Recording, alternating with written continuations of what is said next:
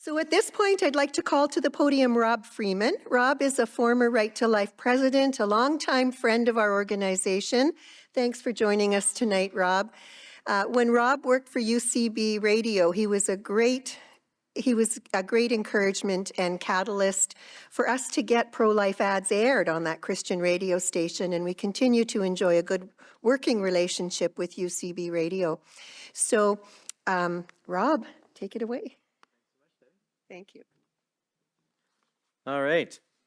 Before I introduce our speakers, I'd like you guys to see if you can find a piece of paper like this and one of these long stick things on your table, and maybe grab one of those for me right now if you could. Last year, my questions were most of them, and I only wrote a couple, so please help me out this year. I want you to write down questions, okay? Things that you wish our speakers would talk about that they miss. Like, what was your most exciting stunt that you ever performed that you might ask Mr. David Shannon? Or whatever it is that comes to mind, please write it on there. But I forgot my notes. 1 second.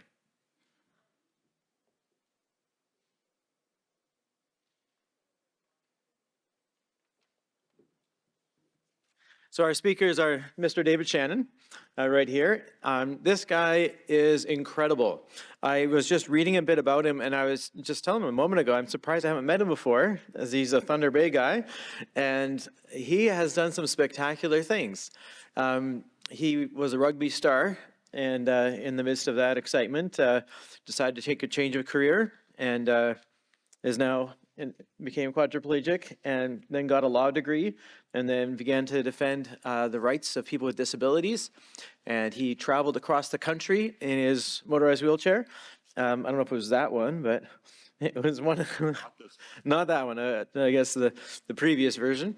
And he also has gone parachuting and traveled to the North Pole. Wow. Okay, so this guy is exciting. So we'll get to hear from him. We'll also hear from Dr. Kotalik. We have that gentleman right over here. And he is also got his graduate degree in medical ethics and law. He was the founding director of the Lakehead University Center for Healthcare Ethics, which I've really appreciated. I've gone to a couple of those presentations on abortion, euthanasia, and they've covered lots of different topics, and I'm really glad that those topics are being discussed in our education here in Thunder Bay. He's also done consulting and stuff in Switzerland, Canada, the US, and has taught bioethics. And certainly I'm looking forward to hearing from these guys. Thunder Bay guys who have written a groundbreaking book on medical assistance in dying in Canada. And I know last year the notes we had in our notes there was that they're working on it and it was almost done. They're going to be publishing it. And then how long ago was that thing published? August of last year. So it's very new. So without further ado, please welcome with me Mr. David Shannon. Thank you very much, everybody. It's great that, as you said, we're in Thunder Bay. We're amongst friends, familiar faces, and what a great place to be able to discuss today the book that was brought out last August. And also, though, before we get on to the very serious topic that we're here for today, I want to give a shout out and an applause for the team at Summit Church who built that ramp that got me up to this stage today. Thank you for your thoughtfulness, and these small things, pave the way for a very large difference. I'm enjoying it tonight. Is going to be there for anyone who uses the stage in the future, and that thoughtfulness will be here now. I bet that ramp's going to be here in 20 years' time still. And it will go a long way to making a difference for all of us. And the other thing I'm quite thrilled about is being amongst friends. I see Maureen is here. Hello. And she brought a coat for me from Team Canada curling jacket. So where else can you go but come here tonight and get a jacket for Team Canada curling Olympic coat? And I'm going to be, we've been talking about this, and finally it's here. I'm going to get to wear it home tonight. So thank you. Yes, you did hear that Dr. Kotalik and I, early on in the pandemic, we were at home. I received a call from Dr. Kotalik about MAID, about euthanasia, about assisted suicide, about physician-assisted suicide, or was it assistance in dying? It seemed these topics have been talked about for decades in Canada, at the height of the political agenda, the social agenda, but the language was changing. Many will say it had changed to now being a euphemism called medical assistance in dying, rather than assisted suicide, rather than euthanasia. Whatever you choose as wording, oh, hello. Hi. Hi there. As this wording was changing, we were seeing a stark change in the political debate. Because many people will recall in 2016, there was a decision. It was called the Carter decision, where Ms. Kay Carter had gone all the way to the Supreme Court, and the Supreme Court of Canada said yes. Medical assistance in dying is now the law in Canada. It is allowed because people are allowed to make a choice. There's a very narrow set of circumstances, a very narrow legal principle. They called it about being liberty. They called it a right to life from a Supreme Court of Canada perspective. That changed the landscape. The Act talked about people who were experiencing intolerable suffering and were at the very end of life. They didn't talk about people who were now in the middle of life, people with disabilities. They put in the word disability in the decision, but they never talked about it affecting people with disabilities who had still years to live. People like me, and so many other folks with disabilities we all know and love. They warned, there was warning from experts to the Supreme Court at the time that this is going to be what's called a slippery slope. This is the beginning of a slippery slope, meaning it will start with that trickle, a few select cases, extreme cases of end of life, and then it's going to be a slippery slope. And it's going to go from a few dozen to a few thousand to tens of thousands. The Supreme Court rejected that as being, well, I'll use the word foolhardy. It simply didn't apply because the slippery slope is to be rejected. It's fanciful, almost fear-mongering. Certainly non-applicable, irrelevant to the case in front of them. Well, I guess in a way they were right. It started with a trickle in the teens after 2016. Expert committees were formed, and the numbers slowly started to increase, as Dr. Kotalik will tell you later.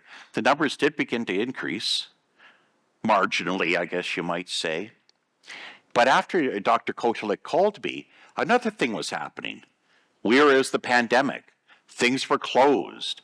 There was fear throughout the country from how are we going to get health care? How are we going to get home care? How are we going to get groceries delivered? How are we going to ever get back to a normal life? And in the midst of that, virtually, the Parliament and Senate continued to meet, or rather the House of Commons and Senate continued to meet in committee, and they began to formulate new laws respecting MAID. The laws were evolving. We submitted, Dr. Kotalik and I submitted as experts to the Senate committee that was going to be addressing the legal changes. Then there was a new decision called from the Quebec Superior Court called Truchon. Can you imagine? It was a Quebec Superior Court decision, a lower court, that said, it isn't end of life.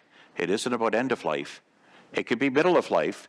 If you have a disability, well, if you don't have the ability, it's very paradoxical. If you don't have the ability to commit suicide, well, then you should be able to ask a doctor to help you do it because your life is still suffering. If you have a disability, you must be suffering.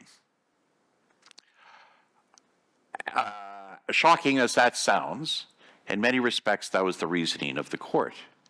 The Truchon decision. The Canadian government did not appeal that. Instead, they accepted the decision, unprecedented, the decision of a lower court. And then because of that lower court, the government said, aha, it's not just end of life. It had been end of life. It was called, at that time, if death was naturally foreseeable, that's end of life. Well, that's now removed from the law. And there's track one. Track one says if you are at the end of life, well, then you don't have to wait at all. You can get MAID immediately. And that's true. You will be assessed and receive MAID because the program is well funded.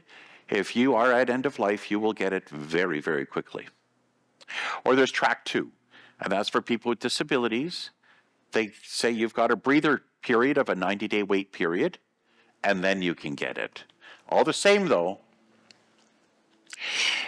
we appreciate that if you say you're suffering because you have a disability, even if you have a long life to live, we agree your life's not worth living. Your situation must be deplorable. I call that discrimination. Others call it would appear, the law says, it's benevolent, merciful. I take that a bit personally, to tell you the truth. Well, so COVID was happening. We were locked in our homes, but the House of Commons and Senate moved forward, and they changed the law. Well, Dr. Kotalik called me, said, I think this is changing so quickly. Voices are not being heard. There's political, very ideologically driven legal changes, but there's not academic review. There's not sober discussion because things are changing. They're changing rapidly. And it seems that only one dominant ideology is being heard, and that is to rapidly expand euthanasia in Canada, no questions asked. That's how it felt, certainly, to the disability community. Secondly, if you wonder, as I said, it started as that trickle and then went to hundreds and then thousands. Well, there's approximately 300,000 deaths in Canada every year. Currently 4.2% of those deaths are through MAID. We are looking at an increase year over year of 364% per year of increases in MAID cases. Almost all of them are that track one, end of life. But the number of track two, people with years to live, is increasing every year. The numbers are growing. By the way, track two, you know where there's the highest incidence of MAID in Ontario? Right here in Thunder Bay. The region of Thunder Bay has the most track two cases per capita in Ontario. Many people will conjecture, does that mean that we have a lot of rural and remote communities, and that means they don't have access to primary care, they don't have access to palliative care, they don't have access to home care? Probably that's a factor. Is it because there's a lot of poverty in this region? That is probably a factor, but you know what also is coinciding in Thunder Bay? Per capita is the highest incidence of opiate addiction, highest incidence of opiate deaths. Do they correlate? Opiate deaths, social schisms, poverty, no access to primary health care or palliative care, and MAID? Well, there's a lot going on, and it's not been thought about, it's not been written about, and it's not been studied. And we felt amongst, right across the country, people need to begin to think about this rapid change. Hence the book, hence the contribution with Dr. Kotalik's assistance, brilliance, vision. We've had a collected works of 30 chapters. 30 chapters on the topic, pulled together in 20 years. Some of the finest scholars in Canada, bioethicists, physicians, practitioners, lawyers, law professors, very good minds, very thoughtful, who brought together 30 chapters, in all 42 contributing authors to this work, 550 pages, and as I said, 550 pages. Due to their collected works, I was inspired. I learned with each chapter I read. I learned with each chapter they came in. We discussed, we were editors, but in many ways, they were teaching us as we went through. And I keep learning. I keep being inspired. I keep being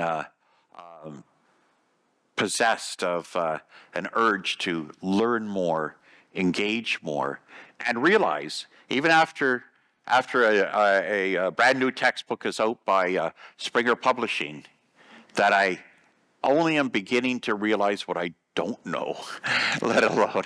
And so I'm here as a bit of I still feel a neophyte even after the book is published, but we don't have all night at 550 pages. I could certainly talk all day, but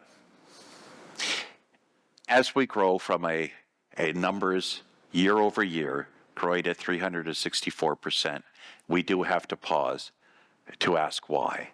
We do have to pause to ask, what does this say about Canadian society?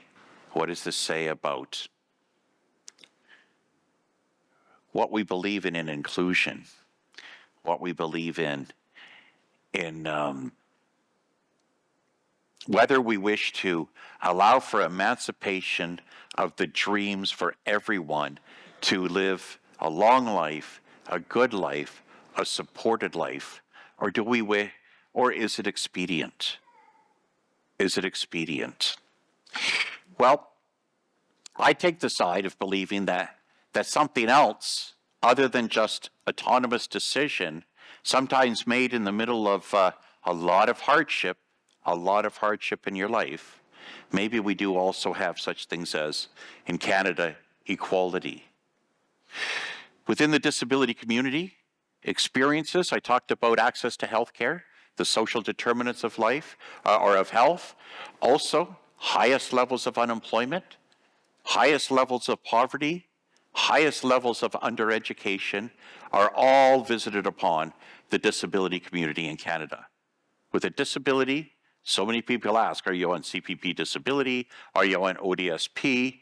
Goodness, to have a job is really to surprise people so frequently. And that shouldn't be. We should be an equal society, a society free of the discrimination, of the barriers that hold people with disabilities back. The essence of that, I would say, is the essence of life, the emancipation of one's dreams in order to be free, even if you have a disability. Well, I think that, therefore, it's very important to talk about, now that the law is in place, to talk about regulations that may be able to provide for thoughtfulness, for review, for deeper consideration, while these numbers grow at 364% a year. One, we should maybe also realize that, now this is about 784 doctors surveyed in the United States, is a Harvard study. Of them, approximately, I don't want to be wrong about this, is that 82.4% reported that they believe their patients who had disabilities had an inferior quality of life. That worries me, because they're the same people who are going to be assessing for MAID And if 82% of them believe that a person with a disability coming in their office must have an inferior quality of life, I'm a bit concerned because, you know what? I think my life's pretty good. I don't believe my life is inferior to the physician I'm in front of. But if 82% harbor unconscious, hidden biases against disabled persons, I'm a little bit worried if they're also assessing for MAID. Secondly, all the empirical data. You look at literature right across Canada, the UK, and the United States, asking people, after you've had a significant disability, such as me, a spinal cord injury, life-changing, believe it or not, if, 42 years ago, almost 43 years ago, there wasn't MAID allowed then, but now many, many persons who have had a spinal cord injury, their life is so altered, they don't take time to think about how altered their life is, and they're choosing MAID. That really breaks my heart. That breaks my heart. I can't imagine not having lived with a spinal cord injury almost 43 years and embraced every single day with what's been in front of me. To have it hyphenated at the age of 18, ended, and the person ending it thinks that what they're doing is benevolent. After 1 year, all the studies show, after 1 year, a person, after they've had time to go through the grieving period of a significant life change, of either chronic illness diagnosis or a significant disability, after 1 year of grieving, of adjusting new strategies, to having support systems behind them, new ways of thinking, they universally will say, yes, my quality of life, my sense of well-being is just as good today as it was before my accident. It's a shock when it happens. It's scary.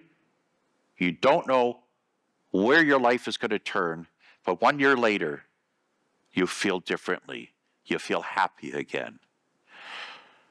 If you give them only a 90-day waiting period, that's not enough. And all the literature shows that. They need a minimum of 1 year. I know I did. A couple of years. And I'm very happy I waited, I'll tell you that. Lastly, a recent Oxford study also pointed to jurisdictions around the world. This was they really looked at primarily at Europe, but they looked at several countries who had euthanasia laws or assisted suicide, and the one thing they found is that there was most definitely a correlation between poverty and euthanasia. Where there's a higher level of poverty, there's a higher level of euthanasia. That is right across jurisdictions around the world. So when I say we can think about why there's a highest incidence of euthanasia in Thunder Bay, it's not been studied here, but we might look at that Oxford study of other jurisdictions around the world, look at their methodology, maybe apply the same and do some of the similar research here in Thunder Bay and other parts of Canada, and ask whether there are correlations. But lastly, maybe I want to talk a little bit about solution. And some of the solutions we may want to think about is, as I said, there's laws, but there's also regulations. Regulations right now in Canada, since this is still a fairly new law, are yet to be developed. They're in the development stages. Some provinces are more advanced than others in their development. But some thoughts I want to leave you with where we can go forward. I know some people say, oh, just scrap the law. Tearing up laws are very difficult once they're institutionalized.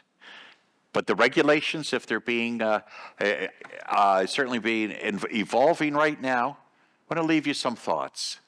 And that is, one, right now they say if you have a disability, even though you have long to live, you have an irremediable condition. Well, they also say, the Supreme Court of Canada said that Disability is what they call a social construction. In other words, if you remove all the barriers to society, then you remove the discrimination, as I said earlier. But I wasn't wrong. The Supreme Court of Canada said I was right anyway. And so remove the barriers, remove the discrimination, remove the inequalities. Have access to health care, have access to jobs, have better housing, good housing, accessible housing, support such as home care, attendant care, better transportation, be able to get around and not just rely on Lyft Transit. That will make life a lot better. So, remove the social conditions that are barriers, and also rethink this concept, this legal concept of saying just because you have a disability, you have an irremediable condition. I find it a bit repugnant to say that about me, but maybe we could change. That should be a word to be rethought. Future regulations should be comprehensive, and it should involve more than just one or two physicians. Review must require not just physicians who have specialization in the area, and something that's often minimized, I'll say, in the current assessment regime, but secondly, involve disability groups, human rights groups, social workers, nurses, people who are stakeholders within the community and have a lot to give in their thinking. Multidisciplinarity will create a more thoughtful approach, and I hope put serious limits on those worst excesses. Next,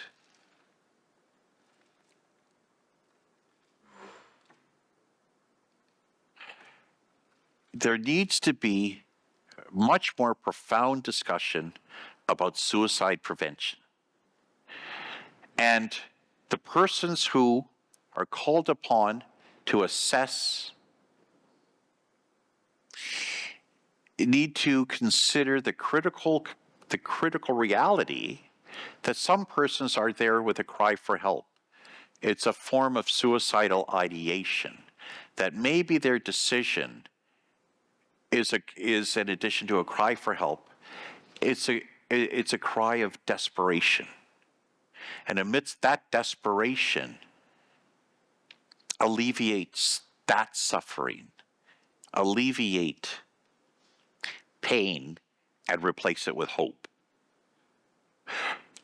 Dr. Kotalik has a lot to say, so I'll end it there with dreams that we don't just have blind autonomy as a legal concept in Canada, but we infuse it with determination for equality in Canada. Thanks very much.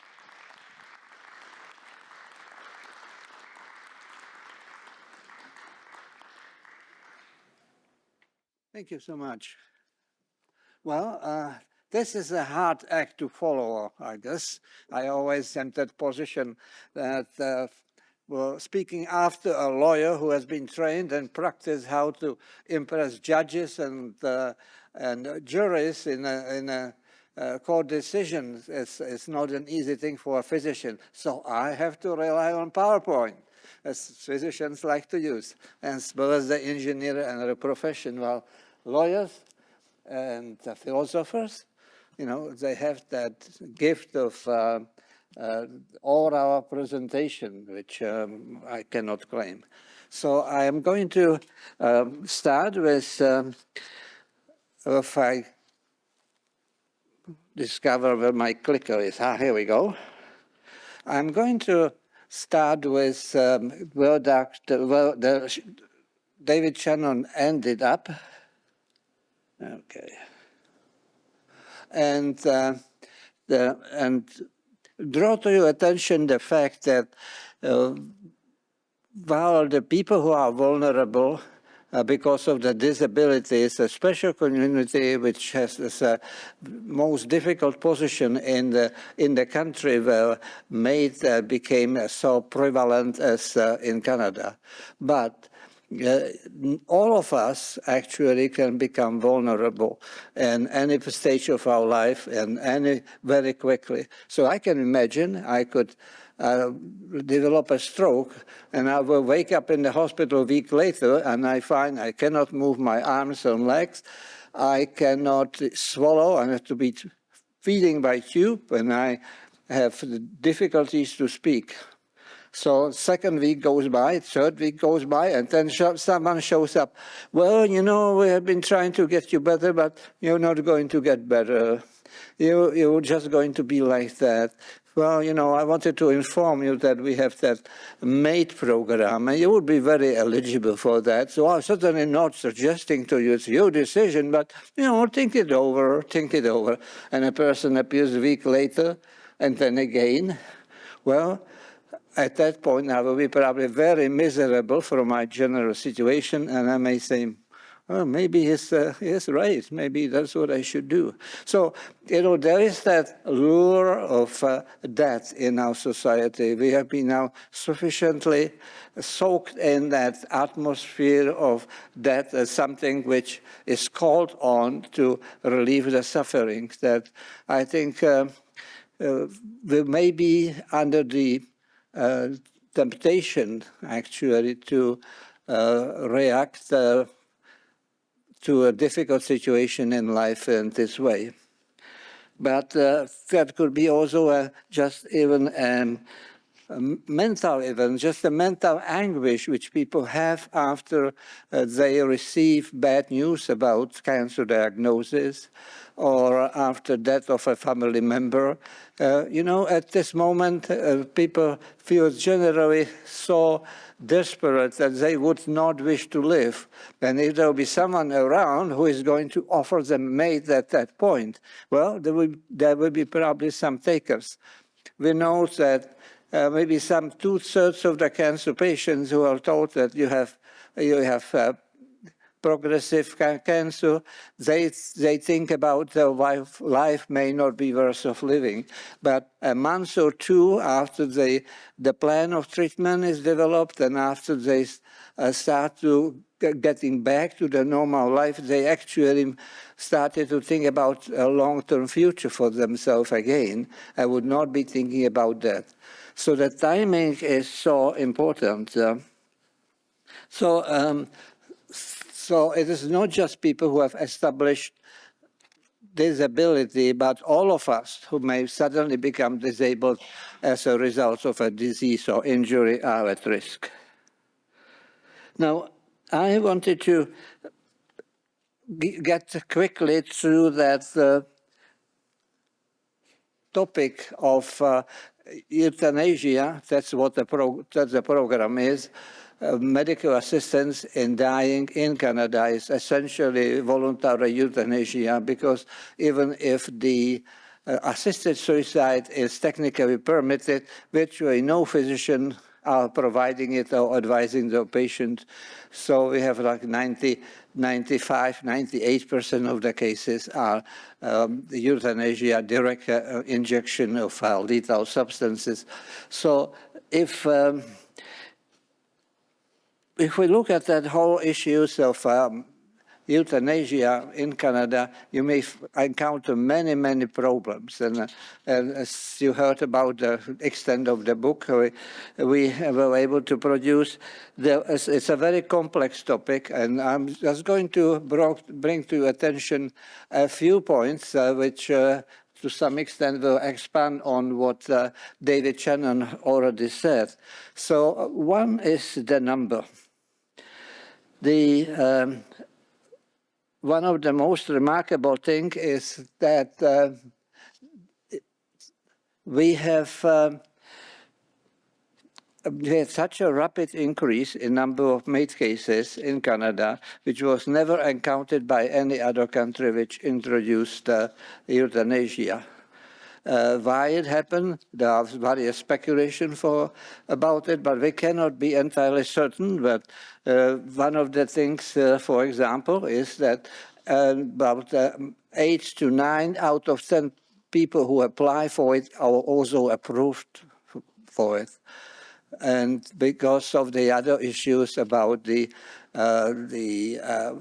criteria of eligibility, which are rather vague and indistinct. And I will look at that with you briefly. So that the rapid increase, as I say,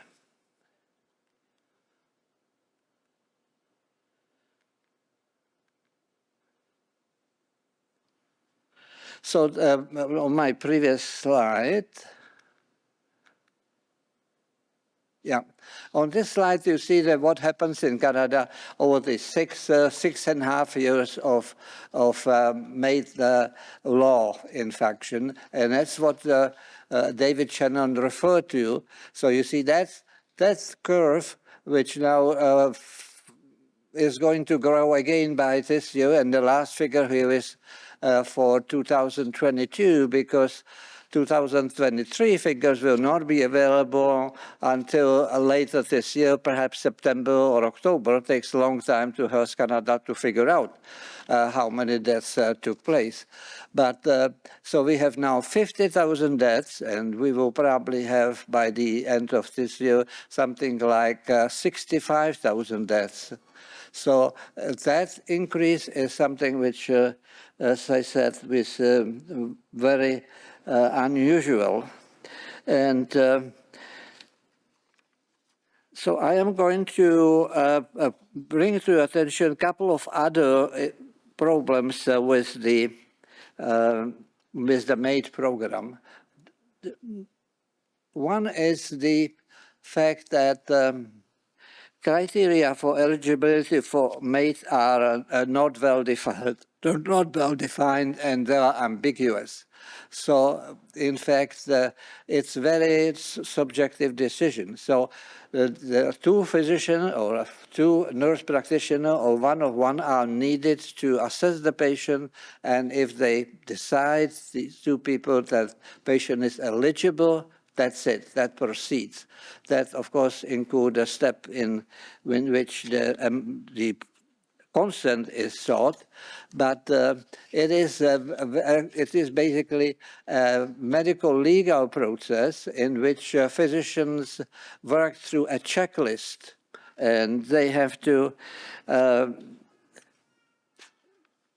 decide on the basis of information which they have in the chart. In almost all instances, physicians who actually provide MAID, there are only about 1,200 of them across the country, they do not know the patients from the past. So they were not family physician or specialists looking after the person. So they only they interview the person, look at the chart, and they decide. So that's why the approval process has much to be desired. So the term grievous and irremediable condition is something which already was brought by David, and certainly that's not a term which your family physician will use when you see him in his office. So it is the legal term which has not been very clearly defined, and that's David suggests that work needs to be done, in fact, to do that. So we have under that category of grievous and irremediable condition, we have a requirement that so that other significant and important problem is that this program in Canada has been really shaped through to court decisions and decision of the Parliament, but under very strong lobbying influences, dying with dignity. This is a powerful organization which is funded by federal government for the purpose of actually lobbying federal government for expansion of MAID, which what they do. But they also has been funded by manufacturers like Pfizer, who make drugs to produce to cause euthanasia. So that organization is behind that constant pressure to expand the criteria for eligibility. The other problem is that we have no real governing authority and oversight of the program, that with exception of province of Quebec, which is a commission that's supposed to be reviewing or are reviewing all the cases. And they produce their own report, and they find that there are some reports are insufficient, some reports are wrong, obviously, and so on. So, but for the rest of the province, we really don't have any organization which would review and reveal those reports coming from the MAID providers. So we are in the dark about that. So deficiency in monitoring is a particular issue because the information we have about MAID comes from MAID providers. These two people, or the one who actually injected is the principal one, who have responsibility to go online and look up the Health Canada website, and they will find a portal for with the questionnaire about the case, about the MAID cases. And so they have to enter the data about the patients, and then they have to respond to questions which are quite often done in such a way that they really require a positive reply. So they would be typically they will be asked, did the patient consent to MAID? Check off, yes. Was patient capable to decide? Check off, yes. And so on. So they go through the questionnaire in this way. And there is no review of those records by any other authority. Half of the MAIDs are actually done in homes, so it's outside of the hospitals. And our suggestions in the book and previously that the federal government really should establish some kind of a review process, so at least selected random selected cases across the country would be examined, so the charts be reviewed to determine how serious that condition was. Was it really incurable, and did patient actually sign that consent, and so on. So there's no such process to verify the reporting online is in place. So this is certainly a major deficiency. The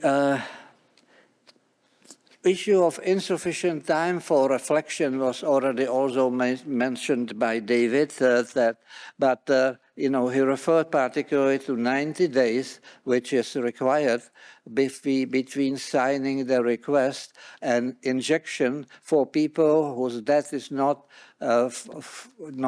foreseeable, but for a person whose death is foreseeable, and foreseeability has not been defined, and some physicians think that's at 3 months and some think it's at 3 years.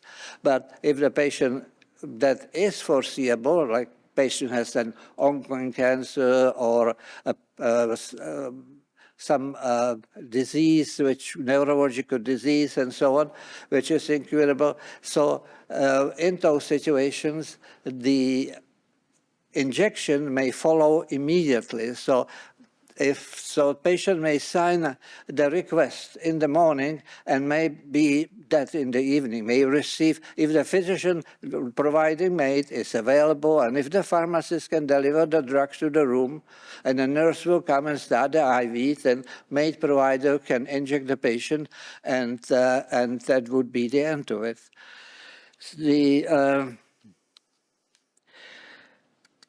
That lack of time is also the big issue then for patients to reflect. Also, the patients are generally not encouraged to consult their families or anybody else, and the hospital and maid providers keep the whole process, patient assessment as a private issue. And so unless the family member, including spouse, that has an explicit permission from the maid provider to get that information about upcoming date for the injection, that the family may not know. So it's a really not unusual situation that the family comes to look for the patients one day in the morning and they were told they died last night. And they would be generally not told what they died from. But again, this is a private information which is only shared with consent. So there's a lot of secrecy here and a lack of transparency about that whole process.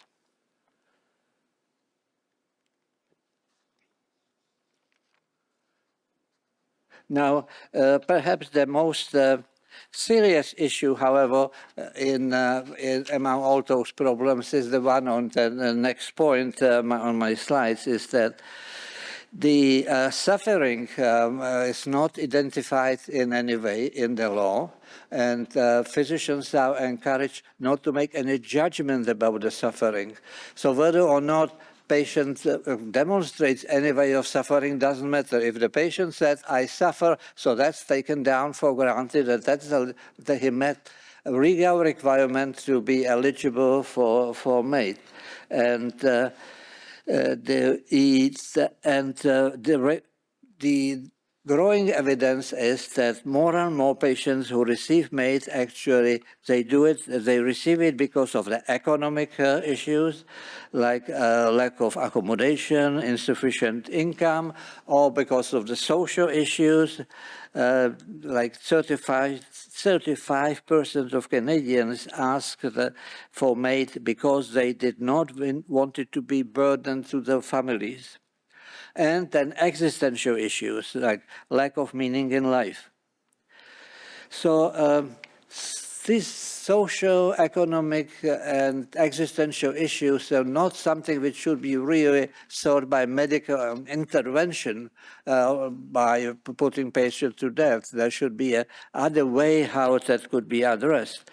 But we don't seem to be, as a system, healthcare system does not take this position.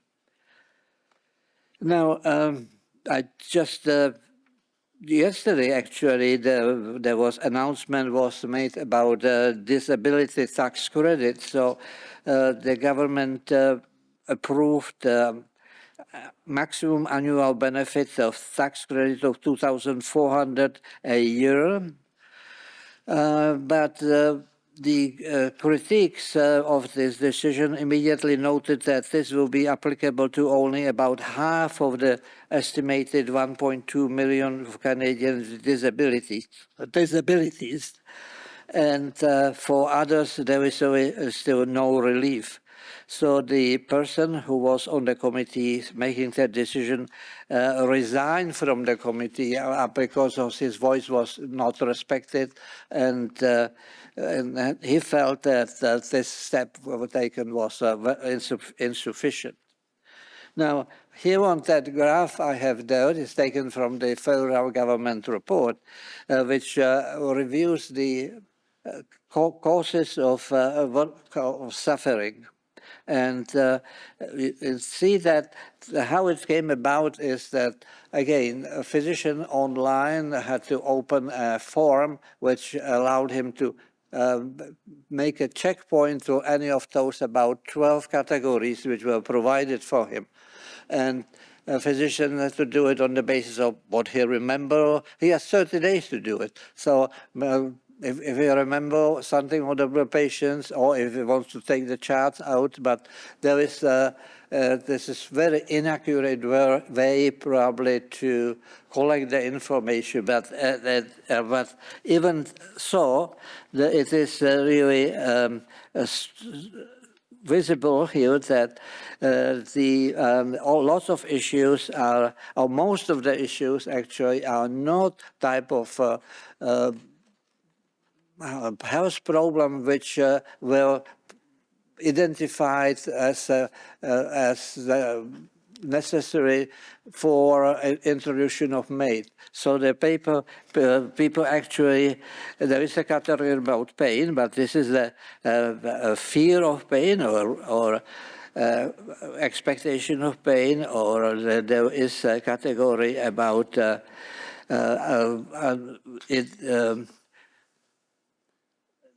disability issues and so on, but it's not, prevalent actually, when you look at the lower part, is that the patients, 10% of the patient say they have problem with the bodily control. Well, that may be a bladder function, for example, which is easily treated. But there was a loneliness underneath, 17%, and when you add loneliness and emotional distress, and fear and anxiety. So 1 out of 5 patients has this psychological issues here. So we don't know if those cases appeared as a dominant feature of or they were added to suffering, which may have been more of a physical nature, but certainly suggests that there is the type of people who are receiving MAID is not what has been assumed to be required to provide compassionate relief of physical suffering, pain, vomiting, nausea, and shortness of breath and things like that, which were given to us as a reason why a MAID is necessary. So as already David pointed out, that the economic pressures which involve people with disabilities, but also others, is becoming more and more obvious. So here you have actually 2 newspaper authors who have investigated in a situation in Canada, and noted that many Canadians are now requested assisted death for economic rather than medical reason. As one woman put it, an increase in support is what I would need in order to save my life. The other person said, there is an internal pressure that arises from the feelings that they ought to do it to save relatives, difficulty, and financial consequences. So a right to die is in Canada quickly becoming the duty to die. So I think foreign media now have a considerable interest in what they consider incredible situation in Canada. So you can find titles like, "In Canada, death is cheap. Disabled people are opting for assisted suicide to escape grinding poverty." So now I think I want to spend the last few minutes on reviewing with you some of the ways how we can actually respond to that growing pressure of people to accept MAID as a way to resolve the human situation. So when you look at the, let's see. when you look at that first slides, that there are several factors which we know that are driving MAID. One of them is the medical condition, the physical symptoms, pain, and shortness of breath. So what we need to be aware of that we need to keep in touch with our family, with our friends, with the people in our community who are having a serious illness, making sure they get appropriate care. In Thunder Bay, there is a fairly good palliative care available, but there will be waiting lines and they have to be referral. And so it's important that the patient will be advised to seek palliative care. Palliative care can be very helpful and could prevent many or maybe most of the MAID intervention, but require time. So if a patient has 1 or 2 visits with palliative care physician when already scheduled to have a MAID, so this is just a trick of the trade, just to get this into the statistics, but actually has no benefit to the patient. It requires about a month under palliative care physicians to have a full benefit from palliative care. So terminal sedation for extreme situations, which has been also developed in Thunder Bay before the MAID was virtually abandoned. And now those patients are, instead of full sedation, are now directed to the MAID. So then there are social conditions which have which have, as I mentioned, things like unacceptable housing, insufficient income, inability to purchase services and equipment, lead of transportation, and so on. And so this is the kind of a situation where each of us actually can have an influence on our family, on our friends, in our community.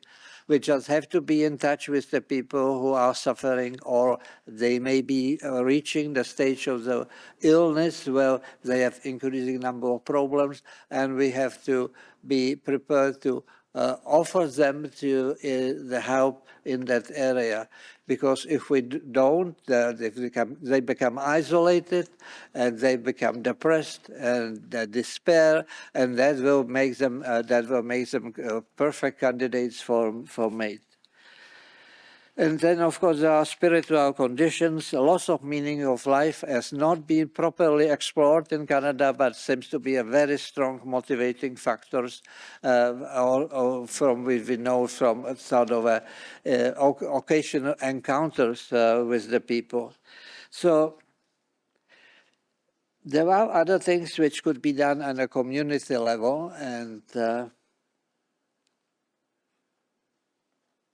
so here are some of the organizations which started to create programs which would be designed specifically to help the people who may be otherwise seeking MAID, but could decide they do not need the MAID if they will get an appropriate care. So Euthanasia Prevention Coalition has always accept calls from people who want some advice about family situation. A friend is thinking about it. You don't know whom to call to discuss it, what to say. Well, call Euthanasia Prevention Coalition. But we have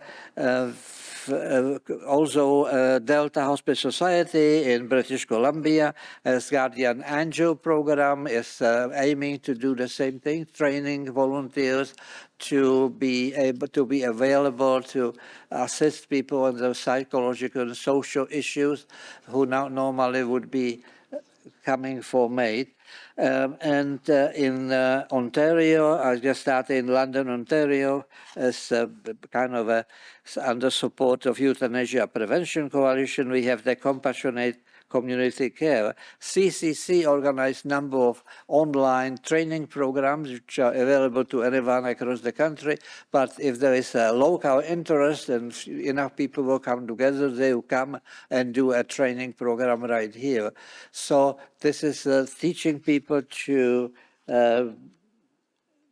function as an advocate for those people with serious illness and who may be interested in MAID, and teach people how they could be supportive during the visit and how to talk about MAID and the dead in general. Quebec has a Living with Dignity organization which is doing similar thing.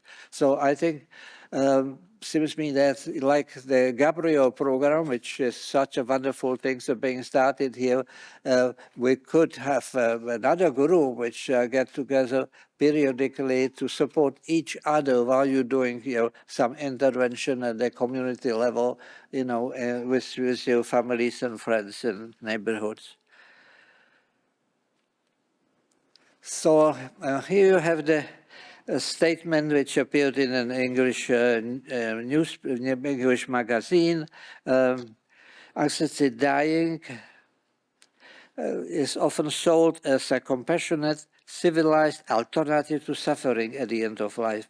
Those gripped by this delusion should take a look. Justin Trudeau, Canada, where so-called assisted dying has become a gruesome state-sanctioned industry.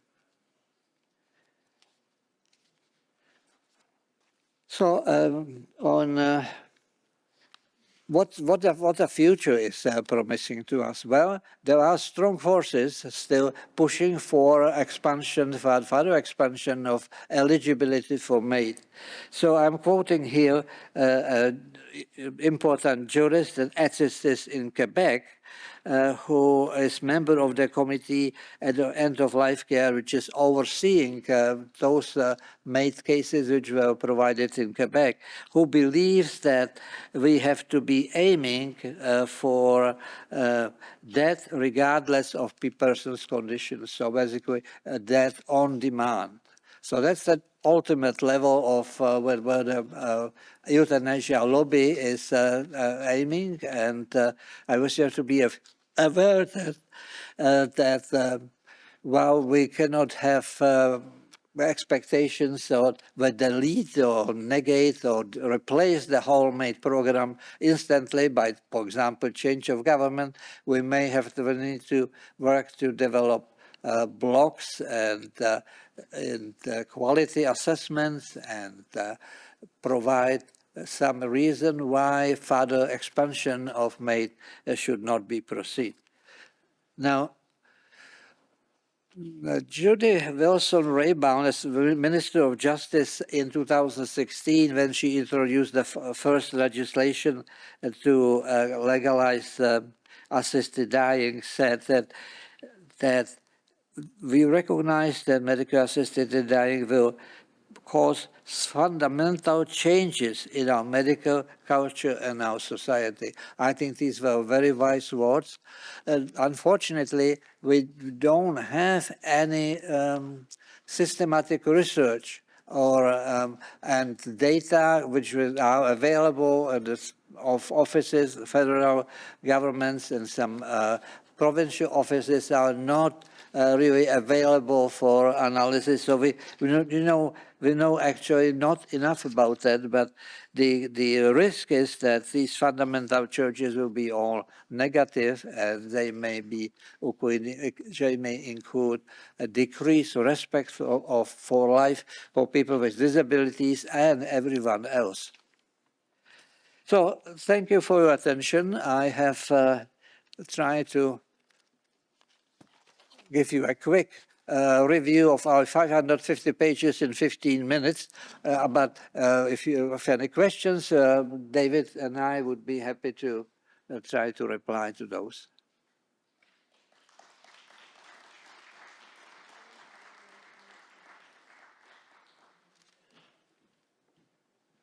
Okay, we're going to give you a 10-minute break to write questions. And you can grab some snacks. But write down some questions for our speakers, and I'll be gathering those, and we'll be able to interrogate them on what they have not elucidated to us yet. But yeah, I know myself, I've been very struck by this recounting of the slippery slope that we have been on ever since, sorry, am I stealing your papers? Okay, ever since the first decision was made that was said to be, as we were told here, was fanciful, fear-mongering, and inapplicable to us. But in fact, we've now categorized disability as reason to die. And we want to reverse that stigma, especially among as our own duty to the people in our lives, our friends, our families, our neighbors, to let them know that they are treasured and they're special to us, and try to affirm that and try to help people who have challenges in life so they can fully enjoy life, even as we do. So please write some questions down, and after our break, we'll invite our speakers back up to ask them further questions. Was there something else you wanted to say? No, thank you Okay, very much. very good. Much appreciate that we had an opportunity. We're happy to talk to any group at any time, because we think that public education is very important part of what we need to do. Because sure. out of the public education can come a political pressure and a political action, as well as communal action to support people who would be at risk of me. Awesome. Thank you. Very good. We'll invite you guys back up in just a few minutes. Okay, so go ahead, write down some questions. All right. We'll let you grab your seat, and we'll ask our speakers for some further insights that are stewing around in our minds here. We're inspired by Mr. David Shannon, him sitting on the job, so we're like, hey, we can sit too. So, awesome. Our first question is related to faith. You both referenced how people there's a spiritual issue at stake as well here. A lot of people choosing end of life either because they don't understand the sanctity of life or because they feel an emptiness of their own. Any comments either you have about the role of faith and how we could be a part of that? You first. Oh, here, I'll turn this on for you. Yeah, just, It's not on yet, sorry. Oops, sorry. I got to turn it on. My bad. There you go. Now, for Christians, I think it should be reasonably straightforward that self-murder is same as other killing, and it is something from the time of the Old Testament to the present time, I think has been considered to be generally unacceptable act for Christians. And the Catholic rules are very strict. In fact, the recent document released by Vatican from our current Pope is again confirming that it's a serious offense to dignity, and it's not permitted for Catholics. But other churches, other Christian churches, give more space for individual decision making. But I would think that generally discourage this act. So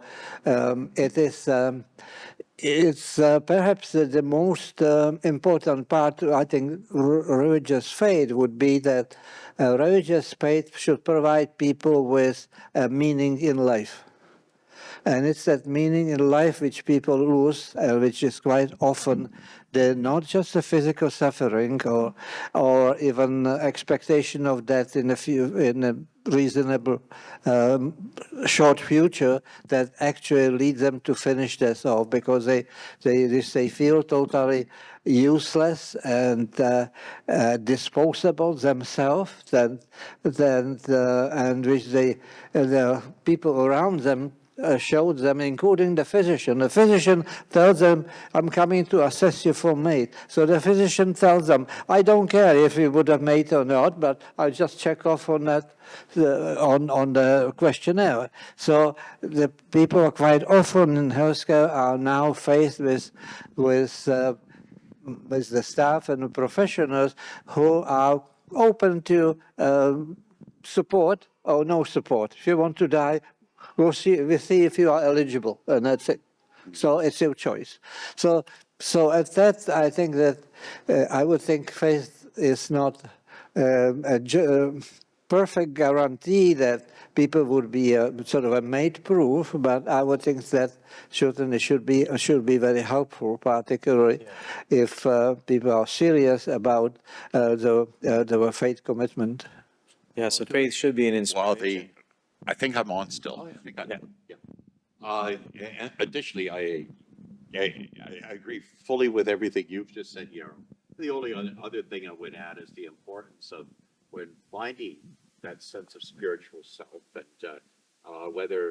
whatever is your faith community, the role of faith community. Okay, great. I was just adding very briefly in support of the role that sense of purpose, spiritual connectedness, and wherever you adhere to your faith community is the strong role that the communities of faith do play in being able to alleviate loneliness, suffering, maintaining connectedness. And so both from an individual and a community perspective, faith remains central. Awesome, thank you. One question that came in was about how MAID is funded. I know that there was some mention that the federal government funds it, that Pfizer likes funding it. And someone was curious, is this somehow taking away funding from palliative care or causing that to be recommended instead of palliative care? Well, yes, the palliative care said people are certainly now complaining that the resources which they should have are being used for MAID. And in addition, in Quebec, and to a lesser degree in other provinces, there is a strong pressure on palliative care facilities to provide MAID within the facility, which is totally contrary to philosophy of palliative care. And the Association of Canadian Palliative Care Physicians, for example, strongly rejected that position. But there is that pressure from the government that because the MAID is a right for people, there should be access, should be available. So, so that's the problem for the palliative care. So palliative care is under fire right now. As they're struggling to maintain their position. Most of the people there, few people collaborate with the MAID, but most of them would like not to, but they have difficulties to maintain their position and provide their services, quite often under compromised conditions. Also, I hear that some people, because they're uncertain if MAID would be provided in palliative care unit, they don't want to go to palliative care unit for fear that somehow they will receive MAID. And so that's for palliative care. As concerned the financial in general, well, MAID was launched without any special funding. So all hospitals, public hospitals, were made responsible for creating access to MAID within the facility. So they have to find a coordinator, they have to find a nurses, social worker, maybe other people to run this operation, which is quite large operation, for 15,000 people a year. So in fact, these resources were taken from other parts of healthcare to start with. People were pulled out of the professionals were pulled out of further services to service those MAID teams, well, physicians and are paid as for a fee as for other procedures, and but on a positive side, the government is experiencing significant savings in that. It has been estimated to be just for the healthcare savings, healthcare expenses, an order of about total about $150 million a year for impact of original legislation and the subsequent C7 legislation. So right now it's probably about $150 million a year. Of course, this is a very small fraction of the health budget, which is in most provinces like 1/3 of the provincial budget goes to the healthcare. So it's relatively small. However, that does not take into account major savings government experienced by saving pensions and our various supplements and so on. You know, all those Right. disability supplements, they eliminated nicely by providing MAID. So there's for us. Still pay taxes. Yeah, for us, economic assessment was not done. I never were actually talking about trying to find someone in Canada who would do that work to assess the implications, fiscal implications for the country. Right. Another concern was, how do you know if a family member received MAID if it's not have to disclose it? Like, what would it say on the death certificate? Maybe Yarrow knows. What Didn't have to. Yeah, what would you see on the death certificate if a family member received MAID, if the doctor didn't want to disclose it? I don't still don't. My understanding is the federal regulations require that each MAID case be reported. Okay. It's not supposed to be hidden. They can't. Whether that happens or not, I don't know. Yeah, that's right. Yeah, the report has go to the federal channels. In some provinces, goes through the provincial office and then to the federal channels. But you may go to the hospital annual report. A hospital is providing probably a few hundreds of those cases, but it's not reported. So you don't find it quite often in public documents where you would be. But the family would find out, eh? The family would know? The family will know? Yes. No duty to report it to family. Not necessarily. Depends what it's, it's left to the patient to decide. Sorry, what? Oh, Sorry, can't hear you. it's left to the patient to decide how much family should be involved. So, some of the physicians, I think, obviously will tell the patient it would be good if you talk to your son and daughter or your spouse and so on. Others say don't care and they accept patient's signature, and if patient tell the staff, I don't want anybody to know about it, so the family may be visiting in the evening and come down in the morning and patient is not there anymore. Right. So that's an acceptable state of affairs in our country right Wow. now. And the courts have enforced that actually to some degree because there was a case in Nova Scotia where Sorensen, yeah. yeah, where the spouse went to the court to stop MAID for her husband, and she was told, "Woman, you have no standing in my court," said the judge. Wow. The fact that she looked after her husband for 35 years and nursed him through the bouts of depression here and there and so on, that didn't count. She had no standing in that. So that's the role of the family. All right. It depends on patients, but the family would be totally cut off from any communication. That's terrible. I know one thing you had mentioned was about how if someone has euthanasia, they are supposed to, it's supposed to be entirely patient initiated, that it shouldn't be initiated by someone else. But you mentioned how when someone's suffering, someone may come into the room and suggest, hey, one of the treatment options we have for you is medical assistance in dying. And someone's noting that even in Holland, that is often very progressive on these things, it's not permitted. Any other thoughts on that? Oh, I personally do not think that it is a form of treatment. Treatment is about health, wellness, life-sustaining. It is not about life-ending.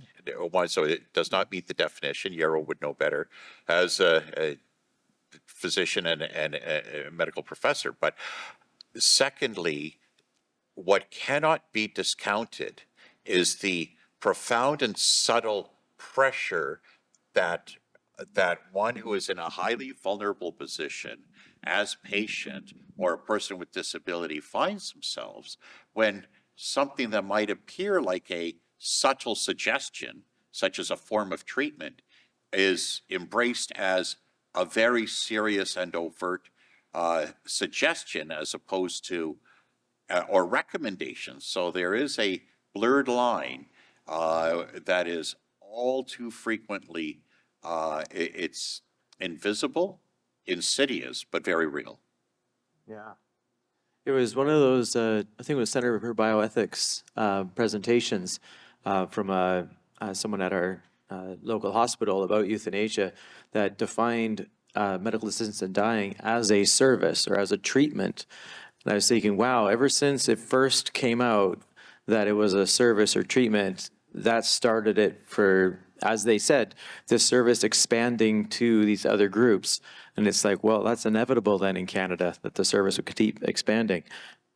I'm happy to talk about it because this is a real, that's a distortion of the language.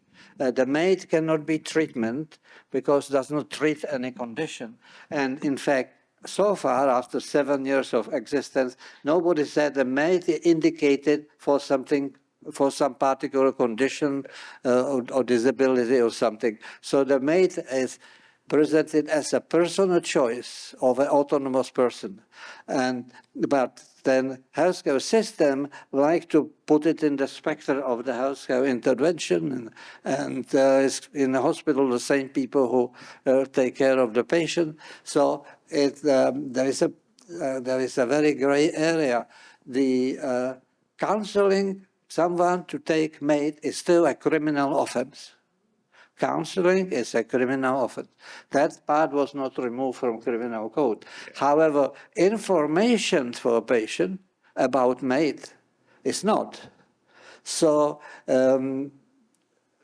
National Association of MAID Providers and MAID Assessors, which is that body which closely works with the government to, organize this program, is promoting the idea that every person who potentially could be eligible for MAID should be informed about it by any physician or hospital.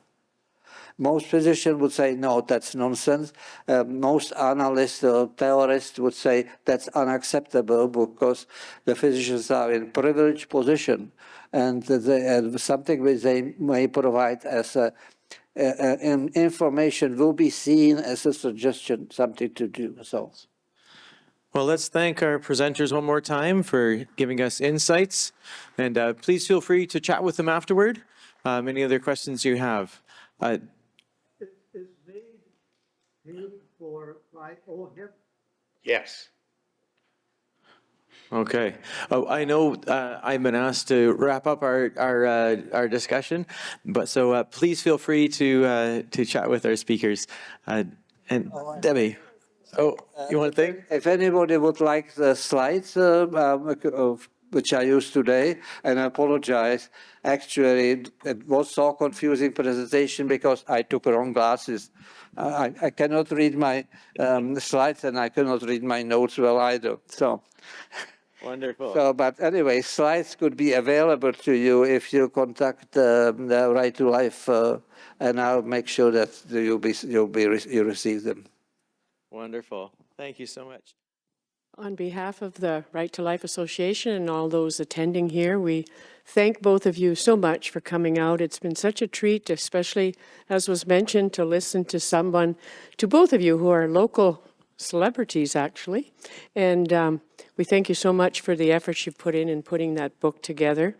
I hope it's something that all doctors and medical students at NOSM have to read and have to consider the value of human life. It's so important, and the slippery slope that we're on is so disturbing. And we thank you for your work in that. And we hope you will accept a token of our appreciation here. This is for you.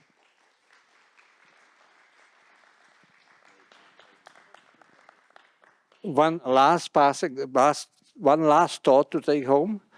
So in past 6 years, we had this 50,000 people who walked the early death. And there were some people who will tell you, that's the triumph of autonomy. Canada is the most free country in the world. But the other way to look at this, that these 50,000 people discover that when they had a serious illness or approaching advanced age, nobody really cares whether they live or die, and they will not get the support and care they would need through that final stage of their life. So that's why they decided that made maybe better solution. So if that's the case, then I think that challenges the notion which I think, all harbored for some past decades, I believe, that Canada is a particularly very compassionate place where people care for each other and helping each other. That's something to keep in mind. Thank you.